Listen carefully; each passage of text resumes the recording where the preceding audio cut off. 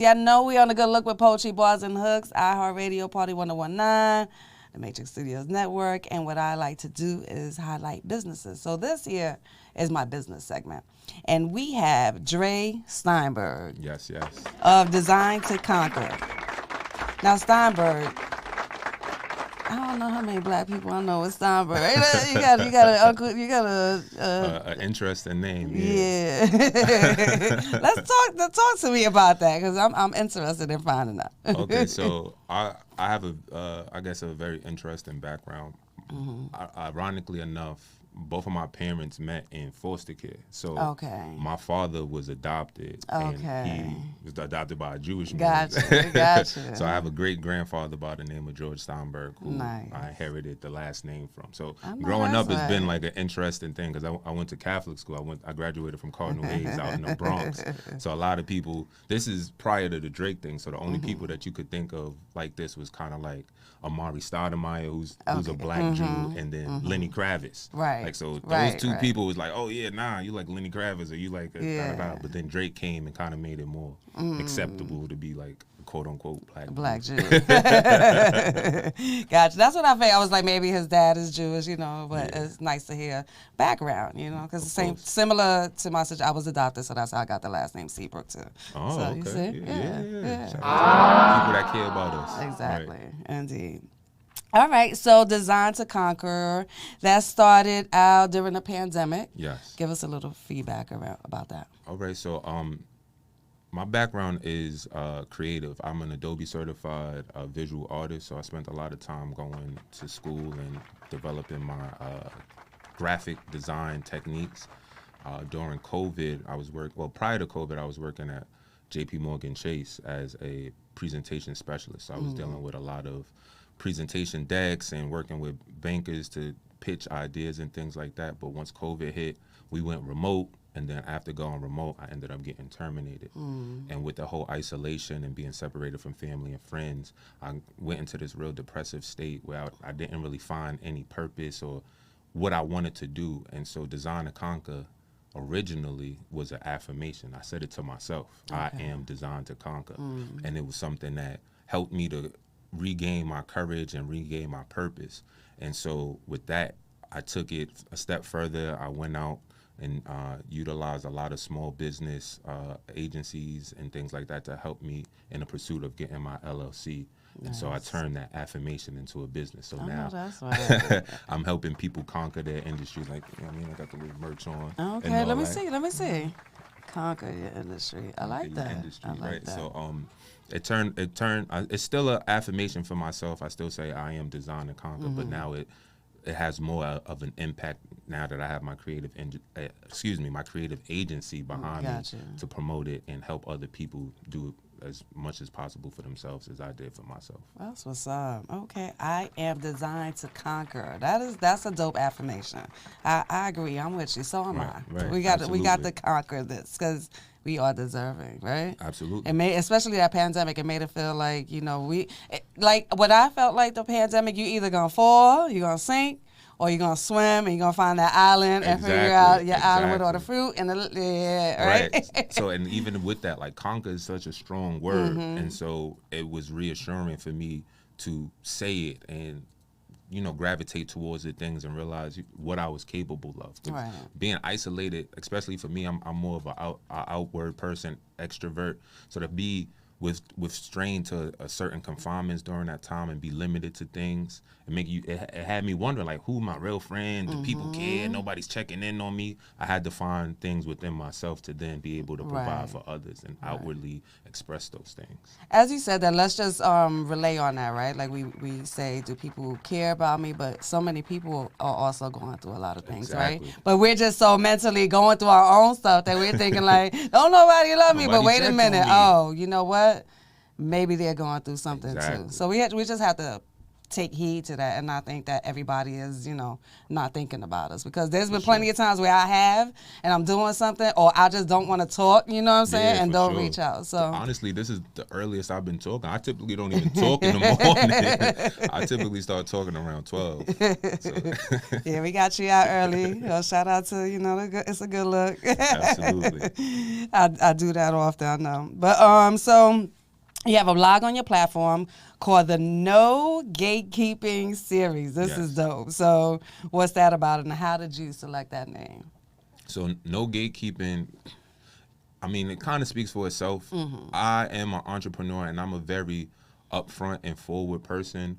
So the name suggests putting other people on, sharing information and giving tidbits on how somebody else can get into what you're doing. So I reach out to other successful entrepreneurs in different industries that have something to offer. I try to ask them questions that will be insightful for the next generation or a peer. So typically, you know how it goes. Sometimes people may ask a forward question and people beat around the bush with the answer. Like, well, yeah, it's more so about who you know and da. No, I need the who do you know? Right, like who put you into this position? Right. And I'll say shout out to PR to Politics for making this possible for me. Yes, So if anybody shout was out to Raven. That's my yes, if anybody was interested in knowing how I got here in this position, it's because of Raven. Yeah. So things like that is being able to name drop confidently and not feel like you are in competition with the next person that's looking for help. Right. So I typically try to reach out to people that I see directly, but I also offer it up for people to submit people. So if you know somebody that's interested, that's doing something positive or impactful in the community or has a initiative of their own, I try to reach out to them, schedule some time to ask them a couple questions, and then we utilize my Instagram page, LinkedIn, and my blog to spread that message and then help the next person. So it all depends on what industry they're in and how that can help whoever's listening. Looking. Got you. That's right. No gatekeeping allowed, y'all. Yes. It just doesn't make sense. Like, look at there's been a meme, right? Like 50 million different breads, right? Everybody buy different breads. Like some buy Sara Lee, some buy Wonder, you know what I mean? Some buy 7 grain. Like there's something for everybody, and what you may have could help still the same somebody and vice versa. Like, you know, like we learn every day. Even with the bread kind of idea, even if I give you the recipe, it's not like you're gonna make it the same way. Like, so drop those gems and pass the information on so that the next person can benefit. And there's enough money in the world and enough opportunity in the world for everybody to win and conquer. That part. So you have a lot of programming as well. Tell us about the wearable art program. Oh, yeah, y'all doing research today. So the wearable art program is an initiative that I started to help the youth. I come from Harlem, and some of the programs I went to were the Children's Aid Society. I remember the song, I'm really glad they made. So you heard he works at that school. Oh, word? Which I was going to talk about as soon as you're done. Like, we're all teachers, too. Art teachers. Like, that's dope, right? Yeah. So I got... that was one of the initiatives that I wanted to give back, and I work at the Millbank site in Harlem, and so while I was there, I started the initiative with the site manager Casper and developed this so that the young people can get exposure to creative outlets. We focus on creating wearable art, which is fashion that represents them. So I show them the fashion techniques from T-shirt development to manufacturing, silk screening, and primarily with design. So I give them outlets, and we talk about typography, we talk about color, we talk about imagery, and then they have the ability to create the products themselves. So I bring in also other people that have done the work. So I like to give them a full range of experience. So I had other T-shirt brands, I had fashion influencers, I had people that did unique kind of things with footwear. So I brought in people like Whitney, who has something called the Creative Era, and she does customized sneakers. I brought in Squeaks, who has a clothing brand called Lethal Inspiration. That's what's and up. I expose them to just other other forms of expression, so that they don't have to rely just on, like rap and things like that. So you can express yourself through clothes. And I find like that's a great way for the young people to have an outlet outside of just the traditional means. Dope. So yeah, so I want to tell you, like, a lot of us behind this platform are teaching artists poetry. Yeah. He does the podcasting and music and things of that nature. Then we have one who does business. So there's a lot of us. That's dope. Well, so yeah, so we could definitely build. I definitely will come see, out. we connect. We Yes, gonna make something no happen. We gonna make something happen for sure. All right. So talk to us about LLCs and your LLC Ready New York City program. As another initiative, again, like I said, I'm a very giving person, and I try to not gatekeep anything and provide for the next person. So with the LLC Ready, it's an initiative that I started that will be service free. So we're not charging anybody to get it done, but we're gonna help. I'm starting at 100, but I really want to get to 1,000. So I'm gonna help 100 Black entrepreneurs in New York City to obtain their LLC, and we're gonna provide the services for 100% free. All they have to pay for is the application fee, the New York City application fee, and that's it. So they'll be able to turn their idea into an actual business with our help. So right now, that started maybe like a couple days ago, and it just came to my mind, like how's another way that I can make an impact and influence the next generation, or that next person that may not have their foot in the door. So again, it's just to push creativity, help people to ignite their own passion and drive that force. So the LLC Ready is totally free. We don't charge anything. You just have to pay, I think it's $125 for the application fee itself, but we'll walk you through that process.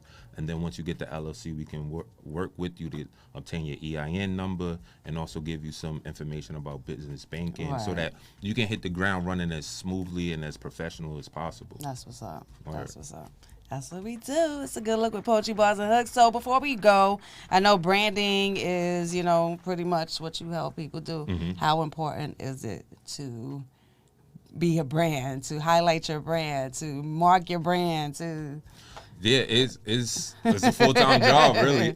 And one of the things that I encourage people to do is to find the person that knows what they're doing, right? Like, so in today's environment and today's culture, it seems like people are pushing for do-it-yourself. So you can spend wasting a lot of time trying to be more than what you're supposed to be. If you're the creative that handles poetry, why do you need to be worried about branding and how to make a logo and how to create a website?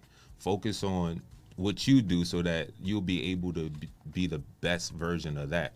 So when it comes to branding, I try to give out as much information as possible so that people can have a better understanding, so that they understand the importance. Like typically people come to me like, yeah, I need a logo. But I'm like, yeah, logo is just one, like a piece to the puzzle.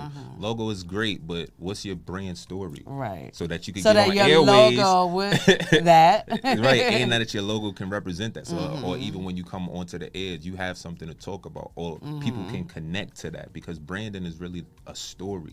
And the better the story is, and the better that it's crafted, the more inviting and the more appealing it is for your target audience to generate and gravitate towards what you want them to do, like whether that is purchase something or be involved in an impact that you're trying to create, or anything. So branding is really the key to success for small businesses, medium-sized businesses of all sizes. Absolutely. All right, so let them know where they can find you, and if you have any last-minute words that maybe I didn't touch on, please feel free. My name is Dre, like the doctor. You can find me on Instagram at Designed to Conquer LLC. Everything spelled like how it sound.